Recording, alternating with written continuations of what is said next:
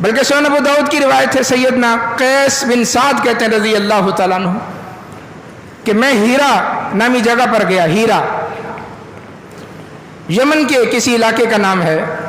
وہاں لوگوں کو دیکھا کہ وہ اپنے جو بڑے تھے وہاں کے، جو دینی پیشوا تھے یا مذہبی پیشوا تھے یا سیاسی تھے، لوگ اس کو سجدہ کرتے ہیں.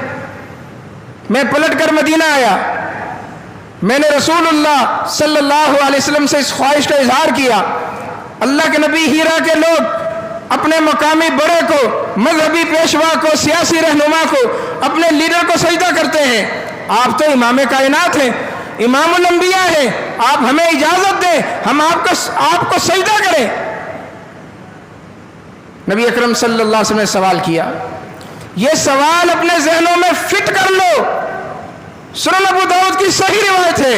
اللہ کے نبی نے کہا اکنت مررت علی قبری اتسجد لہ، کیس یہ بتاؤ کہ جب تم میری قبر پر سے گزرو گے کیا میری قبر کو سجدہ کرو گے؟ اللہ اکبر. اللہ کے نبی صلی اللہ علیہ وسلم کیا بات سمجھا رہے ہیں؟ میری قبر کو سجدہ کرو گے؟ صحابی نے کہا لا، اللہ کے نبی نہیں، میں آپ کی قبر کو سجدہ نہیں کروں گا. فرمایا فلا تفعلوا، جب میری قبر کو سجدہ نہیں ہے تو آج مجھ زندہ محمد صلی اللہ علیہ وسلم کو بھی سجدہ جائز نہیں ہے. سبق کیا ہے؟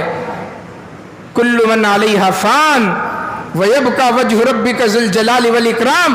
جو چیز فنا ہونے والی ہے اس کو سجدہ نہیں ہے، جو ذات ہمیشہ رہے گی سجدہ صرف اسی ذات کو. اللہ کے نبی بتا رہے ہیں کہ میں نے اس دنیا سے جانا ہے، لہذا مجھے سجدہ مت کر.